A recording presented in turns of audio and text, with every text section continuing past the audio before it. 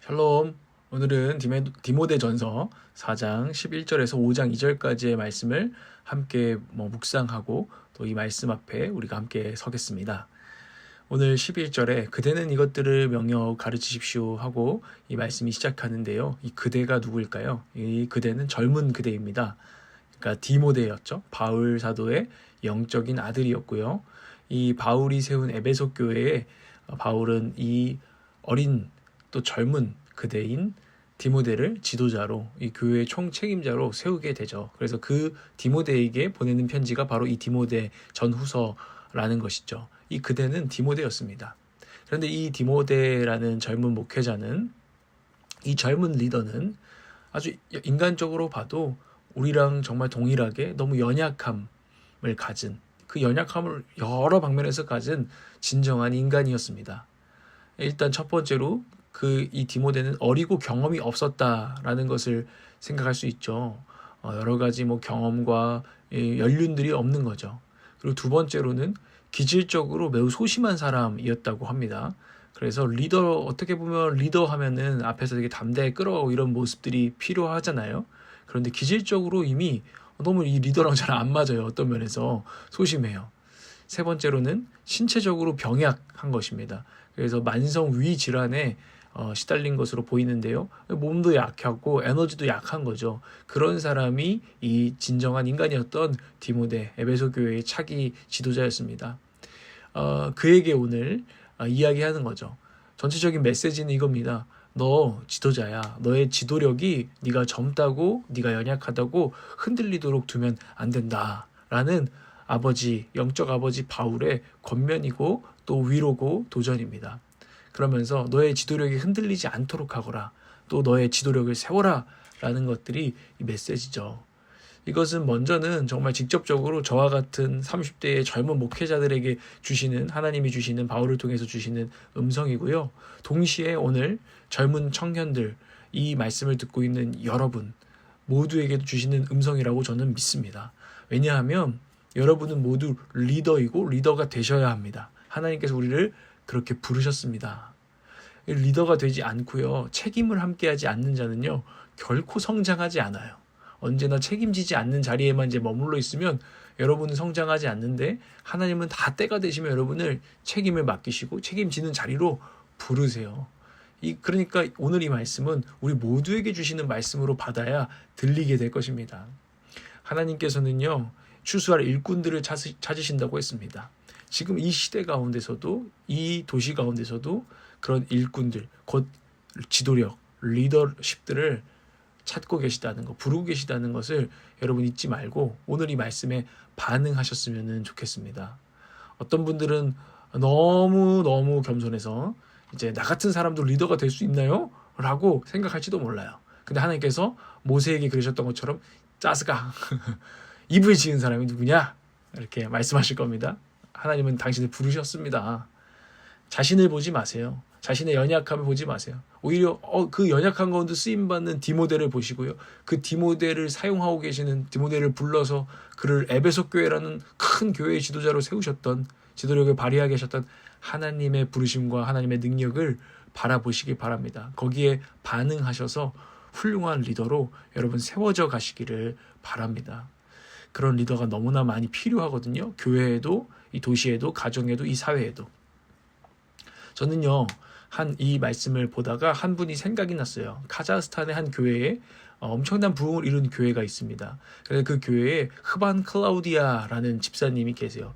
그분이 제게 기억이 남는 건, 그 교회에 이렇게 어떤 한 평신도가 수많은 제자들을 전도하고 양육해서 열매 맺는 그런 것들을 보고하는 자리에서 제가 그분이 기억에 남는 이유는 수많은 리더들이 있었어요. 거기에도 대단한 리더들이었죠. 어떤 분들은 굉장히 큰 우리나라로 치면 한국은행의 총재 같은 놀라운 사회적으로 명망 있고 지위가 있는 자리인데, 예수님을 만나서 그 자리에서 굉장히 많은 제자들을 낳고 리더십을 발휘하는 분도 계셨어요. 그런데 그분보다 이 흐반 클라우디아 집사님이 기억이 난 건, 이분은 너무나 평범한 아줌마셨기 때문이에요.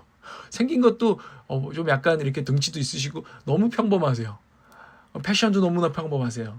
근데 그분이 정말 수백 명의 제자들을 열매 맺는 거, 영적인 어미로 이 땅 가운데 하나님의 교회에서 사용받는 걸 제가 보면서 너무 제 인생에 남아있는 분이죠. 여러분, 제가 이 말씀을 드리는 이유는요, 평범한 우리도 하나님이 사용하시면 놀라운 구원의 열매들을 맺게 된다는 것을 믿으시길 바라라고 말씀드립니다. 그러면 이게 제가 중요해서 오래 말씀을 드렸고요. 그런 리더들에게, 오늘 젊은 그대들에게 지도력 발휘를 위한 지혜들을 바울이 줍니다. 12절부터 16절까지의 말씀인데요. 한번 보도록 하겠습니다. 12절에서 말과 행실, 사랑과 믿음과 순결이 있어서 본이 되라 라고 말씀해 주죠. 본이 되는 삶은 항상 긴장감이 있기에 쉽지 않은 헌신입니다. 근데 말하는 거죠. 리더는 본이 돼야 된다. 너무나 당연한 이야기입니다. 그리고 본이 된다는 것은 예수 그리스도의 본을 따르는 것, 믿음의 선배의 본을 따르는 헌신입니다. 본이 되는 여러분, 저와 여러분 되기를 우리가 오늘 기도했으면 좋겠습니다. 13절에 보면 성경 읽기, 권면하는 일, 가르치는 일에 전념하라 라고 되어 있습니다. 이 자기 생각과 경험으로 야 라떼는 말이야, 이거는 인간적인 리더가 됩니다. 오히려 진짜 영적인 리더가 되기 위해서는 성경에 능통해야 합니다. 우리가 나이와 불문하고 영적인 리더는 성경을 깊이 알고 연구하는 사람들을 이어야 합니다. 여러분 그렇게 하십시오. 성경을 통해 그래서 그것이 밑바탕이 될 때 진정한 권면과 진정한 가르침의 능력이 발휘되고 다른 이들을 올바른 길로 인도하는 리더가 된다는 거죠. 특히 목회자는 이 일에 전념해야 된다고 성경은 가르치고 있는 거예요. 그래서 특히 목사들은, 설교자들은 말씀을 깊이 봐야 되는 거죠. 근데 다른 너무나 여러 가지 일들, 전념하지 못할 많은 일들 때문에 한국교회의 말씀이 약해지고 강단이 약해지고 영적인 어떤 메시지가 약해지는 것은 참 안타까운 일이고 그것이 또 지금 교회가 겪는 어려움이 아닌가 생각합니다. 그러나 목회자뿐만 아니라 모두가 이 성경에 전념하는 마음들이 필요합니다. 이게 리더의 조건입니다. 14절, 안수받은 권위를 소홀히 여기지 말라라는 것입니다. 목회자는 안수를 받아서 목사가 되고 그 직분을 받습니다. 장로님도 마찬가지고 안수 집사님도 마찬가지죠. 그런 안수받은 하나님의 이름으로 성부 성자 성령의 이름으로 안수받은 그 직분과 권위를 스스로 소홀히 여기면 안 된다는 거죠. 내가 목사긴 하지만, 내가 집사긴 하지만 이러면서 소홀히 여긴다면 그 사명감과 영광스러움을 마음에 품지 않는 것이죠. 그러지 말라는 것입니다. 태도를 하나님 나한테 안수하셨다, 기름 부으셨다, 나는 내 정체성은 이것이다 라는 것들을 붙들라는 것입니다. 근데요, 나는 안수 안 받았으니까 여러분 이렇게 생각할 수 있잖아요. 그렇지 않습니다. 여러분을 세우신 그 자리, 지금 하나님이 거기에 여러분을 두셨습니다. 그 하나님이 여러분을 보내셨음을, 안수가 그거 아닌가요? 하나님이 너를 위임해서 보낸다라는 거 아닌가요? 여러분들은 지금 있는 자리, 그 공동체, 그 직장 안에서, 저는 설교자로서, 또 누군가는 찬양 인도자로서, 어떤 이들은 오늘 사장으로서, 가정의 리더로서 섬기라고 세우신 분은, 안수하신 분은 하나님이시다라는 것을 기억해야 합니다. 그때에만 겸손하면서도 담대하게 감당할 일을 할 수 있는 거예요. 저도 어떤 목사님이 그러시더라고요. 자기가 설교를 잘하는 건 아니지만 자기는 매 강단에 올라갈 때마다 그래 다 죽었어. 하나님께서 나를 여기 보내셔서 설교하게 하셨어. 난 하나님의 말씀을 말할 거야. 내가 부족해도 말이 딸려도 최선을 다해서 난 말할 거야. 감당할 거야. 담대하게 할 거야. 이런 태도로 감당하라는 것입니다. 뭐든지. 15절 보겠습니다.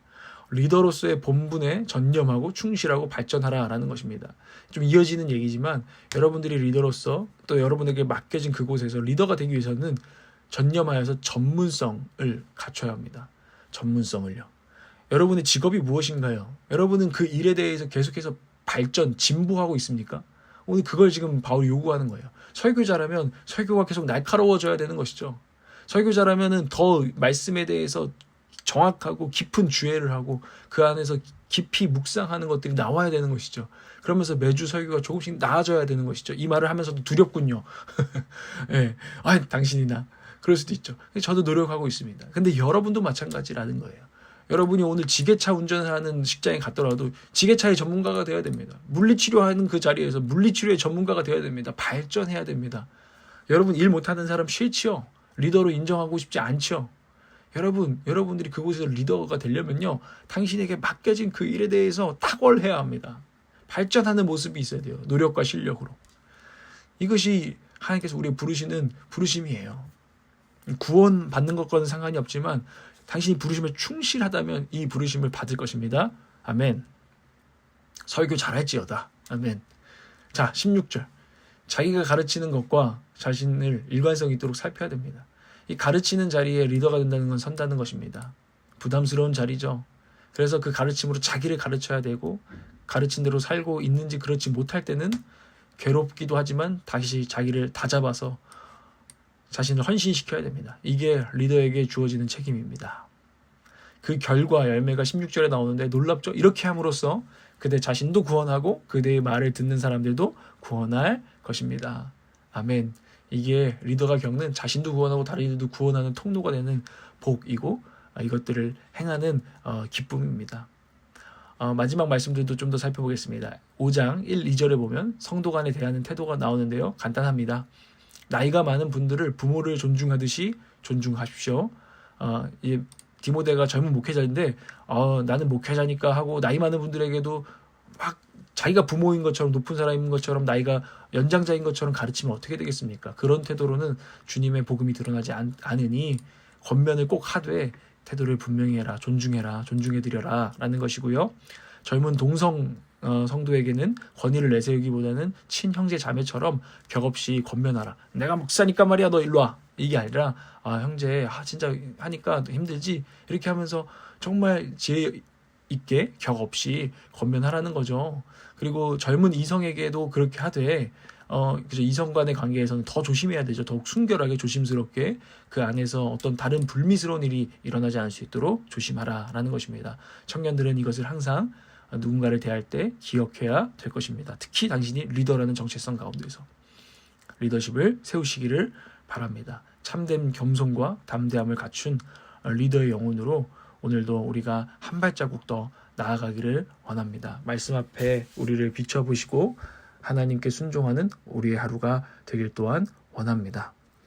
기도하겠습니다. 여러분 말씀 앞에 당신을 보시고 또 여러분도 기도하십시오.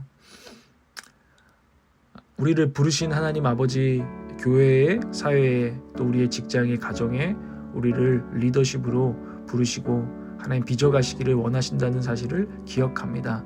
영성과 전문성과 리더십을 하나님 두루 갖춰서 하나님 당신의 부르심에 충실하고 구원의 궤도에 계속해서 붙들려 있고 또한 다른 이들에게도 구원의 통로가 되는 우리가 될 수 있도록 그런 복된 인생이 될 수 있도록 오늘도 힘을 내게 하여 주시옵소서. 새 힘을 허락하실 것을 믿습니다. 예수 그리스도의 이름으로 기도합니다.